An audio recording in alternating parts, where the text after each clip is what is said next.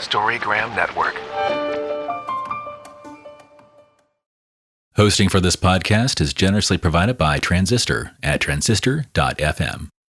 If you would like It's Not About Food podcast a week earlier and ad-free, please support me on patreon.com/It's Not About Food.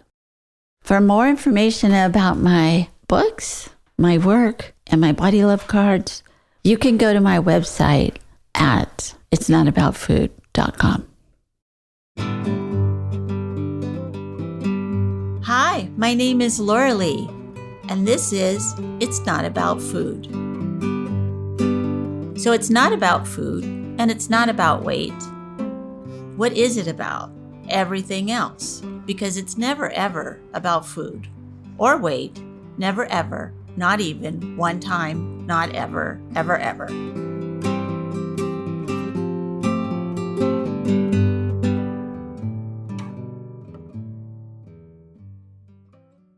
Hello, everyone. This is Laura Lee Rourke from It's Not About Food podcast. And today we're going to be talking about purpose. We all have a purpose in this life.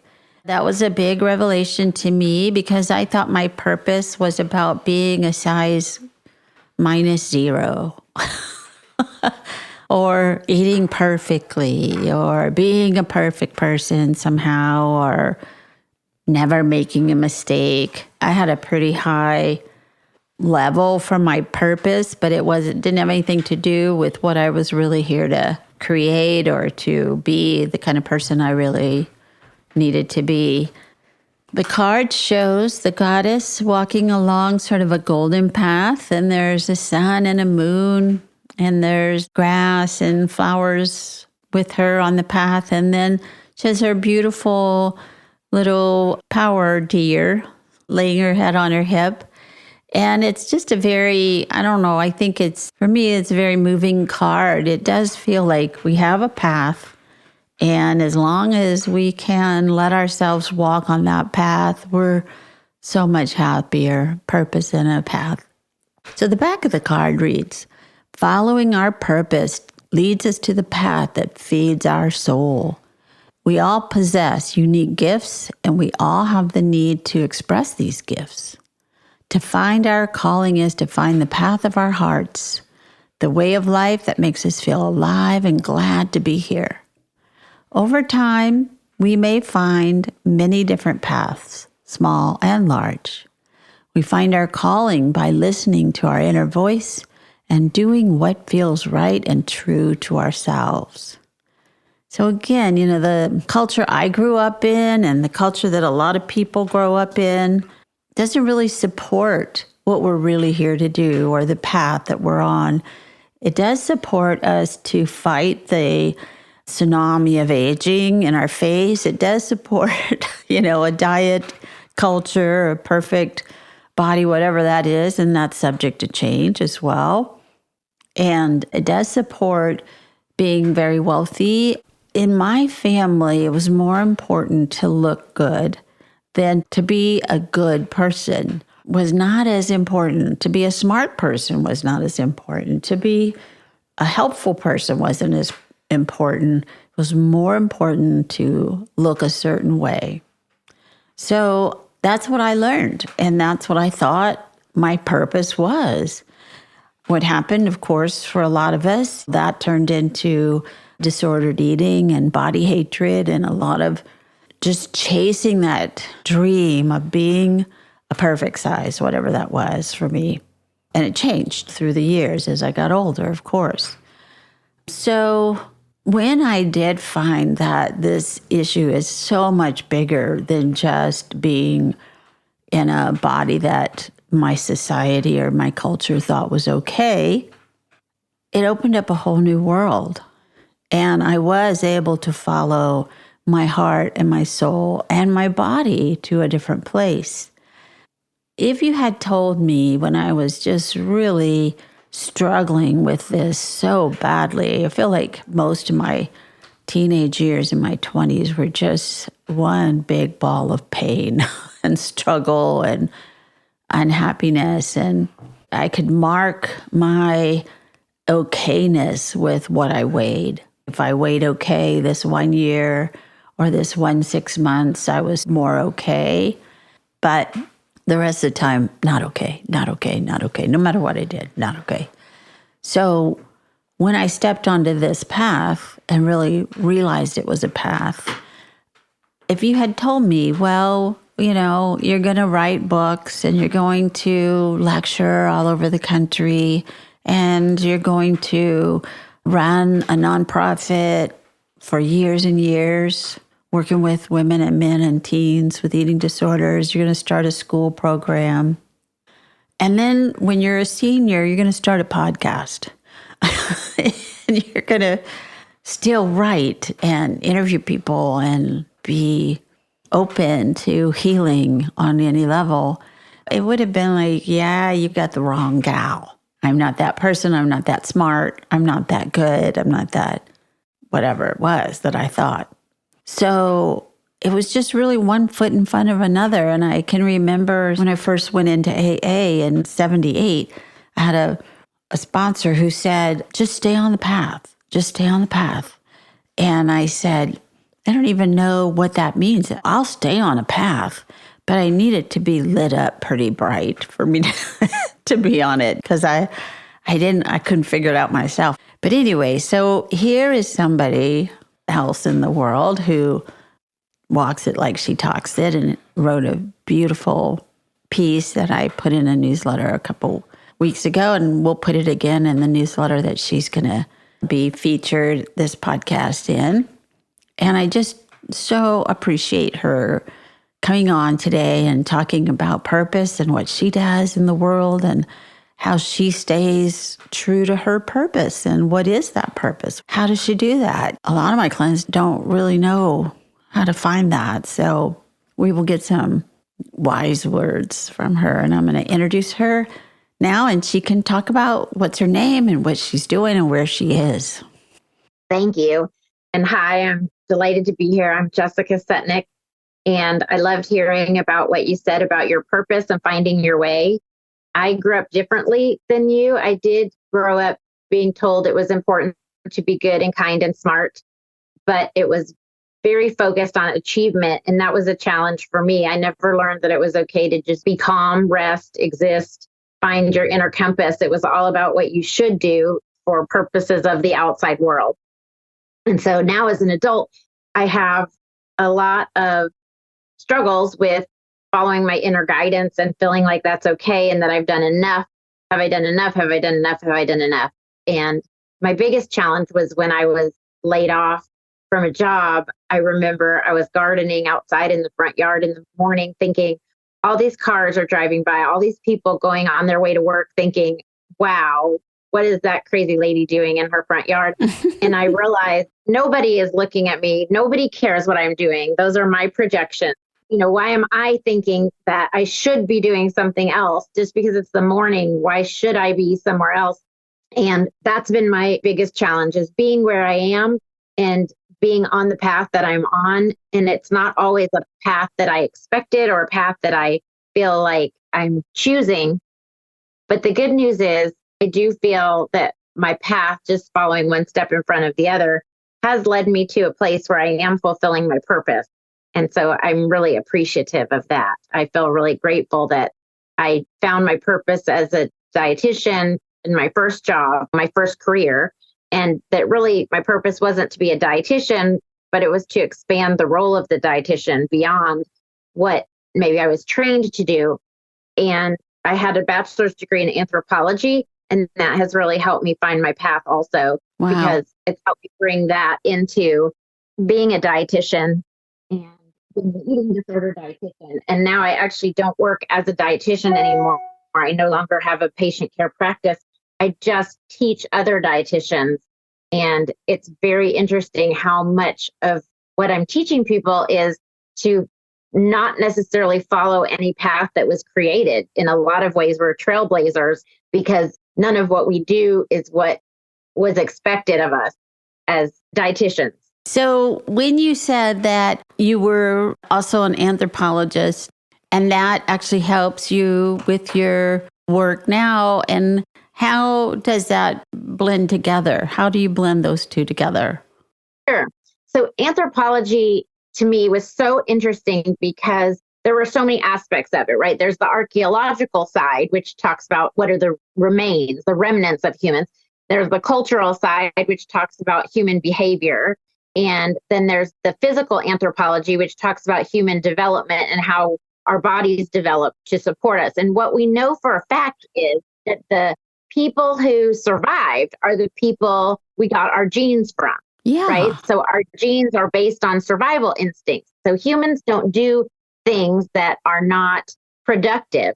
And that's where bringing that into eating disorders, the idea that eating disorders somehow are productive, that we wouldn't keep doing behaviors unless they were somehow helpful. And that was, I think, something that was new in the sense that all of eating disorder treatment was about eradicating behaviors. When I started 25 years ago, it wasn't about figuring out what it is that this behavior is doing for you and finding a better or more productive way of doing it. So is this behavior changing your brain chemistry? Is this behavior making you feel safe? Is this behavior making you feel loved? What is the behavior doing? And can you fill that need in another way instead of just looking at it as this is bad behavior? Another thing is the idea that we are all culturally influenced in ways that we don't even realize because we are swimming in the soup, right? So we don't even know the things that we have been indoctrinated in. And so I would think of it as an anthropologist's point of view. This is going to be a very sort of outdated image, but the anthropologist crouching behind a bush with binoculars, just watching a culture and seeing it as opposed to trying to maybe make our own interpretations, but trying to understand what is going on for those individuals. That's where I feel like as a dietitian, we come in not necessarily with binoculars crouching behind a bush, but rather than the colonizer trying to put our way of doing things onto others, we instead are trying to listen and hear and observe and even help someone observe their own behaviors and listen to their own needs so that we can find out what is a culture of the eating disorder, again, to try to understand it as opposed to try to eradicate it or try to turn it into a copycat version of ourselves. Yes. And then if you bring that to the individual level, it's like getting that non-judgmental observer for ourselves rather than the hateful, judgmental observer of everything we do is wrong. And I love what you're saying. Now, I thought that I knew what you were talking about when I often have felt like if I could do my life again and my college and everything, maybe I would be an anthropologist because I can kind of wrap my head around ancient cultures, whereas this culture is very hard for me to understand, probably because I don't have the history of looking at it from afar and looking back on it and go, oh, that's why they did that thing. But I often wonder, one of the things I tell my clients, if you want to know what you're supposed to look like, look at your ancestors, look at where we came from, and look through the whole ages, all the way back to the first images of women and men. They're all different sizes. And so that's what we look like. And why is one wrong and one is bad? And then I've had clients that said, were the people who were really big, did they die sooner than the ones that were small? Like, we know that to be true now. And I'm like, we don't know that to be true. That's not true. And I don't know. I don't think so. I think it's okay to be whatever size you are. Life expectancy, I don't know if it had a lot to do with size, but I know that conforming has always been important to survival. And so people pleasing is really a survival skill, right? Because from the earliest communities, being part of the community was important to staying alive. Being ostracized, sent outside the city gates, et cetera, or being left behind, that meant probably death. And so fitting in was definitely considered important and bringing some kind of skill to the table so that you were of value to the group. And so that's why we have that need as children. We learn if I play patty cake with these bigger people when they want me to, then they also feed me when I need it and change my diaper. And people pleasing is a survival skill. Conformity is a survival skill. And then everything we learned in the school process is about conforming and getting the right answer, et cetera. It's not really about creativity or finding your own path or the things that actually make you, let's say, successful. I'm using finger quotes in my mind, successful in life. It's really about meeting the expectations of others. And that is just a fact. So you can belong. Yes. So you may imagine that you would have liked an ancient culture better, but I suspect you wouldn't have, because you are probably someone who was born to stand out in an ancient culture. That wouldn't have necessarily been a good thing either, depending on the culture. You know, you may have been worshipped as someone unique, but there's also a chance that you might have been ostracized as someone who didn't fit the expectations. If you would like to have a weekly newsletter that has some information about recovery or what people are doing in the world or what I'm doing in the world, and just information about how to recover and what to do and how do we have faith and trust and love and openness to our own selves, you can go to my website at itsnotaboutfood.com. Storygram Network. Welcome to One Media, One Media. When you're whining with nurses. It's a place I like to call The Bleed. My name is Laura Lee, and this is It's Not About Food. Storygram Network. I joined Beyond Hunger about 3 years ago after my own eating disorder recovery. I've been with the Peer Ed program for over a year. I've been a peer educator for a few weeks now. Beyond Hunger is an amazing organization in which high schoolers like me get to go to schools across the Bay Area and educate teens and students on mental health, body image, intuitive eating. And I joined because it really helps people. I joined the program because I believe that the information we provide people my age is very important. Beyond Hunger has allowed me to connect with the youth in my community and reaffirm to myself what I know is true. It has given me an opportunity to educate others and inform others around my age. And I just think it's a really wonderful program. Because I want to teach other teens what I never learned. Appreciating your body through its ups and downs, navigating diet culture, and learning about intuitive emotions and hunger. And I felt that it was super important to continue to make change in the community. My name is Laura Lee Rourke, and I am one of the founders of Beyond Hunger. My business partner, Carol Normandy, and I founded it in 1988. But for the last 25 years, we've been going into schools and talking about the issue of eating disorders and body hatred. We train young women to go in with us, peer to peer, student to student, and it is a wonderful program. Please give generously. Thank you. Yeah, didn't go along to get along. Yeah. Yes, indeed. And that's been hard in the culture that I live in today still. It really is for a lot of us. And especially those of us who are going against the tide of thinness at all costs. You know, if we are people in the helping profession who believe in health at every size and that people can be whatever size that they are and still be healthy and be okay. I mean, that goes against a huge tide in this culture for sure. Sure. But you know what? Every time I hear someone say that they don't believe in health at every size, I think they must not understand what it is, because it just basically to me means that people at every size deserve health care and deserve a chair that they can fit in. And the only people who don't agree with that are the people who say things like, if the fat people can fit in a chair, then they won't know they're fat. Yeah, I know. Something like that. Other than that, everyone else totally agrees with health at every principle. So I just name it however they want. I wish it was called health care at every size. I like that very much. I guess when I get challenged by a young person in 9th grade about that, when I say that, I say, what if everybody was okay that the way they were, we didn't worry about what size they were. We just worried, do they have health care? Do they have a house? Do they have money? Do they have, a job? Are they healthy within themselves, body, mind, and spirit? That's what's important to me.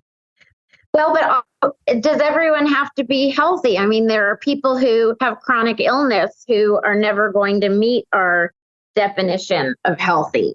And it's so independent. And so it's important that some of the judgments, I think, get left by the wayside. But there's a lot of judginess, isn't there? There is. And I'm thinking about what you just said. I mean, I have a friend who is suffering from MS. I shouldn't say she has MS. She's not suffering from it. It is a hard issue for her, and it's very complicated and it's painful. But, she is one of the healthiest people I know in her heart. She is just a wonderful person.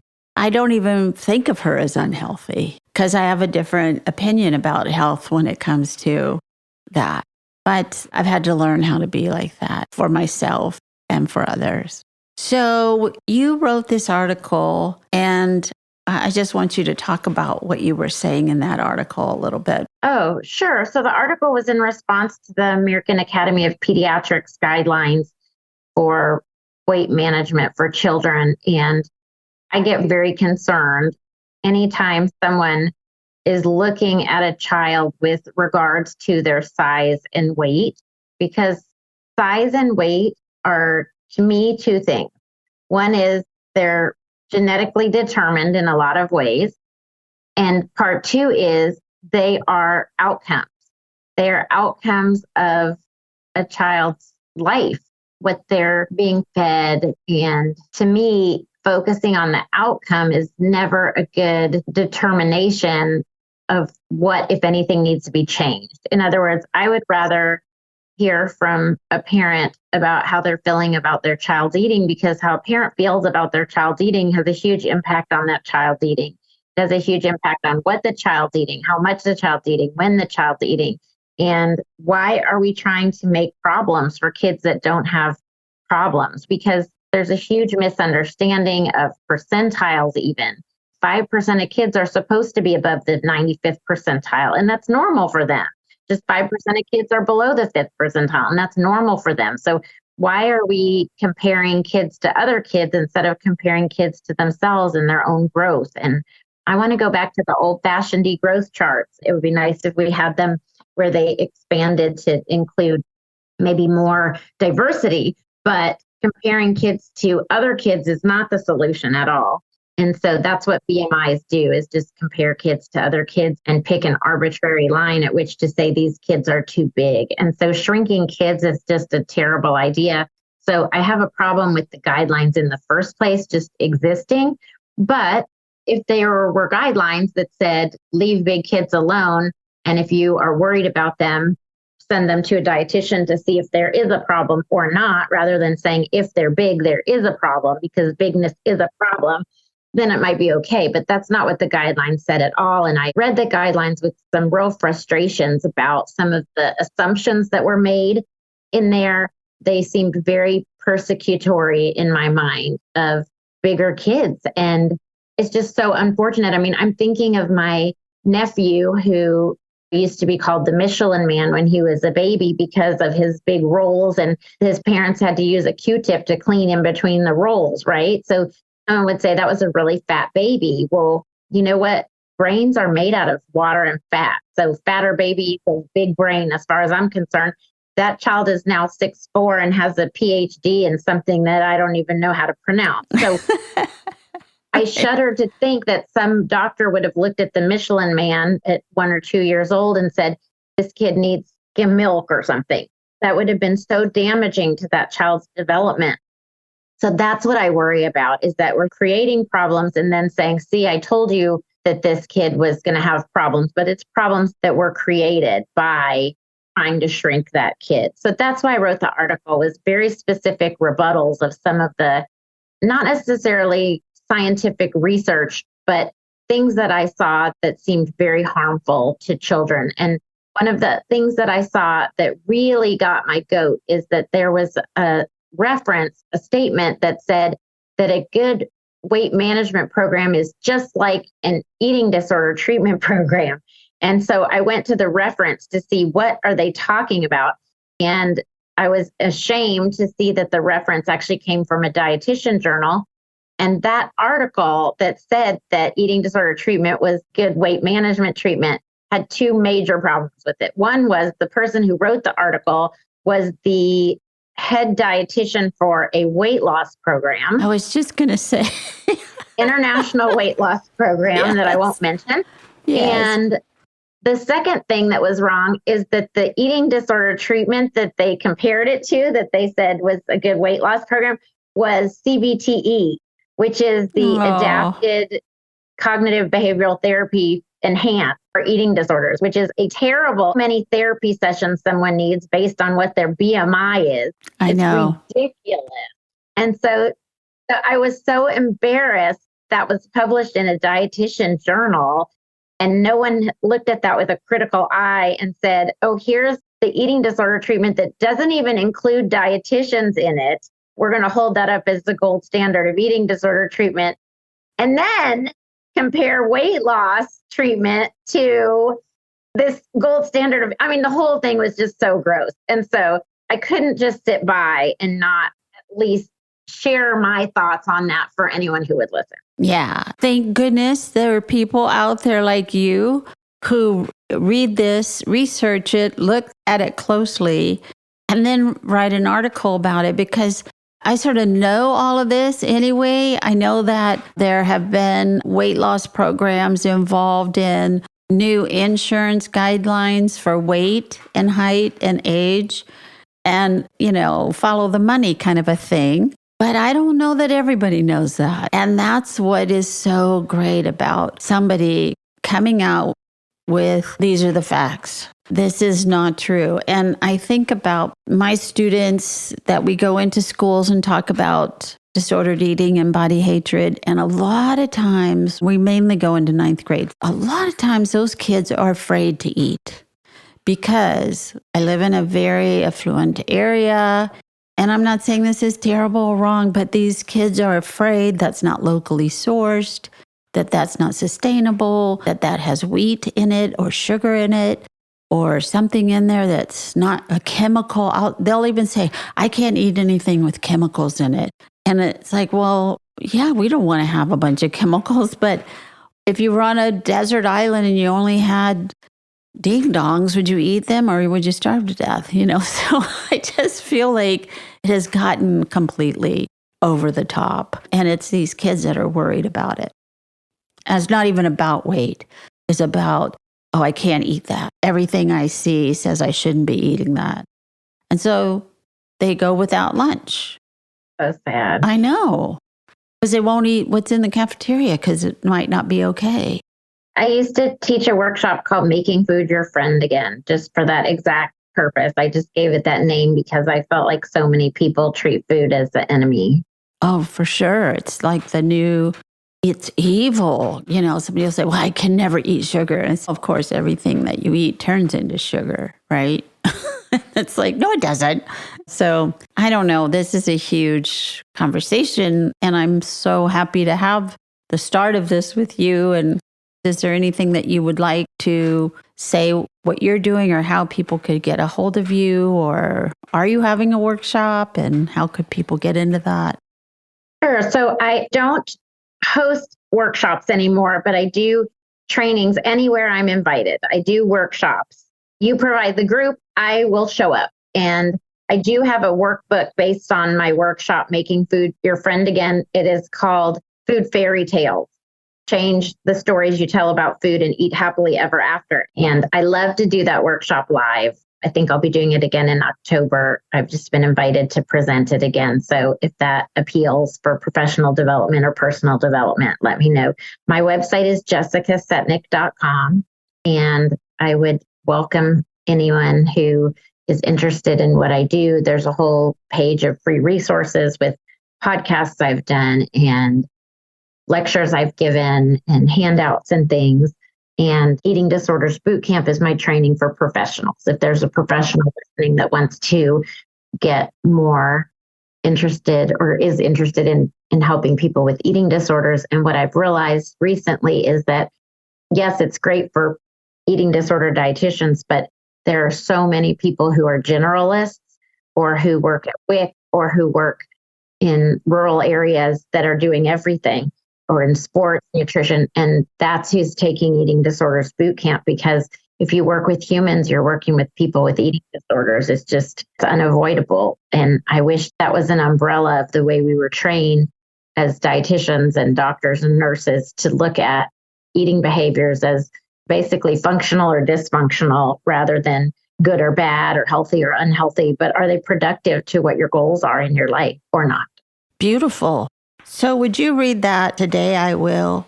Today, I'll find some time to ask myself these questions. What higher purpose might I have? What can I bring into my life that would bring me joy, inspire me, and feed my soul? I'll listen to my inner voice and honor whatever thoughts, feelings, and ideas that come to me. I love you doing that, and I love your work.